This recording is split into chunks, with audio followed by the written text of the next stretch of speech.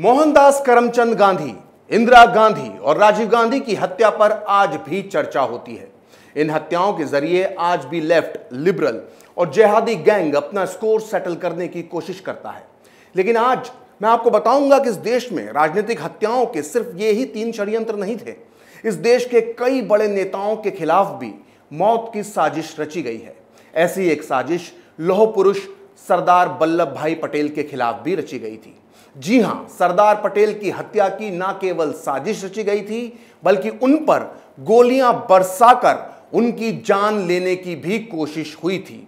लेकिन कितनी अजीब बात है कि आधुनिक इतिहासकार इस बात का जिक्र करने से भी कतराते हैं कि सरदार पटेल को जान से मारने का प्रयास हुआ था। वो जानते हैं कि अगर वो इस साजिश का जिक्र करेंगे तो एक वर्ग विशेष को या फिर एक खास विचारधारा को नुकसान पहुंच सकता है।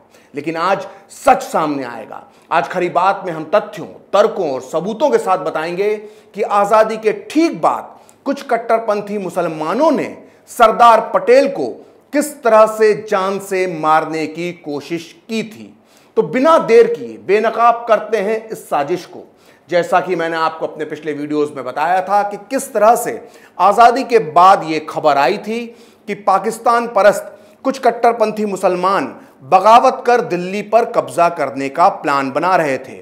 इस खबर के बाद दिल्ली में हिंदू और मुसलमानों के बीच दंगा भड़क गया था। इन दंगों को रोकने के लिए सबसे पहले कोई सड़क पर उतरा था तो वो थे देश के तत्कालीन उप प्रधानमंत्री सरदार पटेल, और इसी दौरान उनकी जान लेने की कोशिश की गई थी। दरअसल दंगों के दौरान सरदार पटेल एक बार दिल्ली के फैज बाजार पुलिस स्टेशन पहुंचे। वो जैसे ही अपनी गाड़ी से उतरे, एक के बाद एक 2 गोलियां उनके एकदम करीब से गुजरी। पुलिस स्टेशन के ठीक सामने पाकिस्तान के डॉन अखबार का दिल्ली ब्यूरो का ऑफिस था, और इसी ऑफिस से सरदार पटेल को निशाना बनाकर 2 गोलियां चलाई गई थीं। किस्मत की बात है कि वो इस हमले में बाल बाल बच गए। अगर इस किस्से पर आपको यकीन नहीं हो रहा है तो फिर आपको सरदार पटेल के पर्सनल सेक्रेटरी और आईसीएस अधिकारी वी शंकर की मशहूर किताब रेमिनिसेंसेस ऑफ सरदार पटेल पढ़ना चाहिए। इस किताब में देश के वरिष्ठ अधिकारी वी शंकर ने सरदार पटेल के साथ अपने संस्मरण लिखे हैं। वी शंकर पूरे समय साय की तरह सरदार पटेल के साथ रहते थे। सरदार पटेल पर जब मुस्लिम बहुल फैज बाजार में गोलियां चलाई गई थी, तब भी वी शंकर उनके साथ ही थे।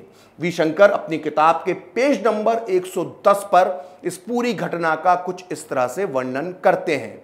वो लिखते हैं कि सरदार पटेल का काफिला पहाड़गंज, सदर बाजार, सब्जी मंडी, पुलबंगश, करोल बाग और पुरानी दिल्ली के कई इलाकों से होकर गुजरा। फैज बाजार पुलिस स्टेशन पर जैसे ही सरदार पटेल और मैं गाड़ी से उतरे तो 2 गोलियां तेजी से एकदम हमारे पास से गुजरी। ये गोलियां डॉन अखबार की इमारत से दागी गई थीं। ये इमारत मुस्लिमों का गढ़ थी। पुलिस और सेना तुरंत जवाबी एक्शन लेना चाहते थे, लेकिन सरदार पटेल ने इसकी अनुमति नहीं दी। जाहिर है अब आपके मन में यह सवाल उठ रहा होगा कि आखिर मुसलमानों ने सरदार पटेल की जान लेने की कोशिश क्यों की थी।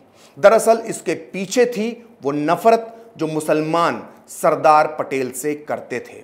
अब मैं आपको बताता हूं कि आखिर मुसलमान सरदार पटेल से इतनी नफरत क्यों करते थे। असल में देश के बंटवारे के समय सरदार पटेल की सोच एकदम साफ थी। वो जानते थे कि आजादी के पहले भारत के हिस्से के ज्यादातर मुसलमानों ने पाकिस्तान और जिन्ना का समर्थन किया था, और सरदार पटेल इन सारे मुसलमानों को पाकिस्तान भेज देना चाहते थे। सरदार पटेल अपने इन विचारों को कभी किसी से नहीं छुपाते थे, और इसकी मिसाल है उनका वो भाषण जो उन्होंने 12 नवंबर 1947 को हजारों हजार लोगों के सामने राजकोट में दिया था। सरदार पटेल का यह भाषण उनके पर्सनल सेक्रेटरी वी शंकर की मशहूर किताब रेमिनिसेंसेस ऑफ सरदार पटेल के पेज नंबर 143 पर छपा है। इस भाषण में उन्होंने कहा था, मुसलमानों की दोहरी वफादारी खत्म करने के लिए ही हम पाकिस्तान बनाने पर सहमत हुए थे, ताकि वो लोग यानी मुसलमान जो एक धर्म में बने रहना पसंद करते हैं उन्हें एक अलग जगह यानी एक अलग देश मिल सके। भारत में ऐसे व्यक्तियों के लिए कोई जगह नहीं है। यदि वे भारत में रहते हैं तो उन्हें वफादार नागरिक बनना होगा, और अगर वो ऐसा नहीं करते हैं तो उनके साथ एक विदेशी नागरिक की तरह व्यवहार किया जाएगा। मुसलमानों को भारत में गैर मुसलमानों यानी हिंदू, सिख और ईसाइयों के साथ सद्भाव के साथ रहना चाहिए। भारत के मुसलमानों को अपनी अंतरात्मा से पूछना चाहिए कि क्या वो वास्तव में इस देश के प्रति वफादार हैं। यदि वो नहीं हैं तो उन्हें उस देश यानी पाकिस्तान चले जाना चाहिए जिसके प्रति वो वफादार हैं। सोचिए, आज की तारीख में कोई नेता अगर मुसलमानों के लिए यह बात बोल देता है तो पूरा की पूरा लिबरल गैंग राशन पानी लेकर उस पर चढ़ जाता है। खैर, सरदार पटेल की ये बेबाक, तार्किक और सच्ची बातें उस दौर के मुसलमानों को बुरी तरह से चुभती थीं।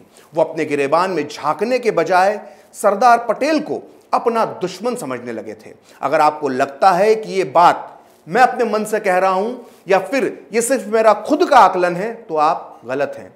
उस दौर के मुसलमान सरदार पटेल से कितना चिढ़ते थे इसका सबूत मिलता है मोहनदास करमचंद गांधी के पर्सनल सेक्रेटरी प्यारेलाल नैयर की इस किताब महात्मा गांधी पूर्ण आहुति के खंड 4 के पेज नंबर 390 पर, जो इस वक्त मेरे हाथ में है। इस किताब में प्यारेलाल लिखते हैं कि गृह मंत्री की हैसियत से सरदार पटेल को मुसलमानों का एक बड़ा हिस्सा नापसंद करने लगा था। इससे बड़ा झूठ और क्या हो सकता था कि कुछ तो उन्हें मुसलमानों और पाकिस्तान का दुश्मन तक कहते थे। दरअसल सरदार पटेल देश की सुरक्षा को पहले स्थान पर रखते थे। वो चालबाजी और धोखाधड़ी के बहुत खिलाफ थे। जो लोग धर्म की आड़ में अपने स्वार्थ पूरे करना चाहते थे उनको वो कभी माफ नहीं करते थे।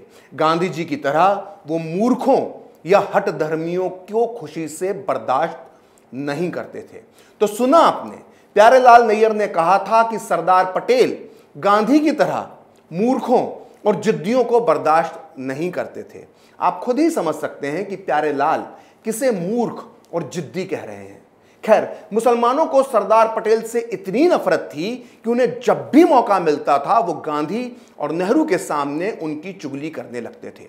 इसकी मिसाल मिलती है 18 सितंबर 1947 को, जब गांधी ने दिल्ली के दंगाग्रस्त इलाके दरियागंज का दौरा किया। यहाँ के मुसलमानों ने रोते हुए गांधी के सामने सरदार पटेल, भारतीय सेना और पुलिस पर पक्षपात के आरोप लगाए और धमकी दी कि हम दिल्ली छोड़कर पाकिस्तान चले जाएंगे। यहाँ के ज्यादातर मुसलमानों के निशाने पर सरदार पटेल थे। इन मुसलमानों की शिकायत सुनने के बाद गांधी ने इनसे कहा, मैं जानता हूं कि कुछ लोग ऐसे हैं जो मानते हैं कि सरदार पटेल मुसलमानों को भारत से निकाल देना चाहते हैं। मैंने सरदार पटेल से इस बारे में बात की है और उन्होंने इसका खंडन किया है, लेकिन साथ ही सरदार पटेल ने मुझे ये बताया है कि उनके पास ये संदेह करने के कारण हैं कि भारत के ज्यादातर मुसलमान भारत के लिए वफादार नहीं हैं। ऐसे लोगों को पाकिस्तान चले जाना चाहिए। लेकिन आप विश्वास रख सकते हैं कि सरदार पटेल अपने संदेह यानी अपने शक का असर अपने कार्य पर नहीं पड़ने दे रहे हैं। यानी इस मौके पर गांधी ने दो खास बात कही। पहली ये कि मुसलमानों की देशभक्ति पर संदेह करने के लिए सरदार पटेल के पास कई वजह हैं, और दूसरी महत्वपूर्ण बात गांधी ने यह कही कि अपने संदेह की वजह से सरदार पटेल कभी अपने काम में पक्षपात नहीं करेंगे, ना वो करते हैं। लेकिन उस दौर में दिल्ली के मुसलमानों का एक ही मिशन था, और वो था कैसे भी हो सरदार पटेल की छवि को नुकसान पहुंचाया जाए। इसीलिए मुसलमान आए दिन बिरला भवन में जाकर गांधी से सरदार पटेल की शिकायत करते थे। मुसलमानों और गांधी के बीच मुलाकातों में क्या बातें होती थीं, इसका जिक्र गांधी के पर्सनल सेक्रेटरी प्यारेलाल नैयर ने अपनी इस किताब में किया है। उनके मुताबिक मुसलमानों ने सरदार पटेल और उनके अफसरों के खिलाफ गंभीर आरोप लगाए थे। उनका यह कहना था कि ये लोग मुसलमानों की दुकान की लूट पर आंखें बंद कर लेते हैं। ये खुद हिंदू शरणार्थियों की भीड़ बुलाते हैं और फिर बाद में ये बहाना बनाते हैं कि पुलिस भारी भीड़ के सामने लाचार हो गई। सरदार पटेल भी जानते थे कि मुसलमान उनसे चिढ़ते हैं। 6 जनवरी को उन्होंने लखनऊ में दिए अपने मशहूर भाषण में कहा था कि मुस्लिम लीग के समर्थक पहले महात्मा गांधी को अपना दुश्मन नंबर 1 मानते थे, लेकिन अब उन्हें लगता है कि गांधी जी तो उनके दोस्त हैं। गांधी जी के बदले अब वो मुझे अपना सबसे बड़ा दुश्मन मानने लगे हैं, क्योंकि मैं सच बोलता हूं। उस दौर में मुसलमान चाहे सरदार पटेल से कितनी भी नफरत क्यों ना करते हों, लेकिन लौह पुरुष की नजर में सब बराबर थे। दंगों के दौरान जब भी मुसलमानों पर संकट आया तो सरदार पटेल ने अपनी पूरी ताकत लगाकर उनकी हिफाजत की। एक बार सरदार पटेल को जब यह मालूम पड़ा कि दिल्ली के निजामुद्दीन इलाके में रहने वाले मुसलमानों पर लगातार हमले हो रहे हैं, तो वो खुद वहां पहुंच गए। सरदार पटेल के सेक्रेटरी शंकर ने इस किस्से के बारे में अपनी किताब में लिखा है कि सरदार पटेल ने अपनी शॉल को गले पर लपेटते हुए कहा कि इससे पहले कि हजरत निजामुद्दीन औलिया हमसे नाराज हो जाएं, चलो दरगाह चलते हैं। हम वहां बिना लाव लश्कर के पहुंचे।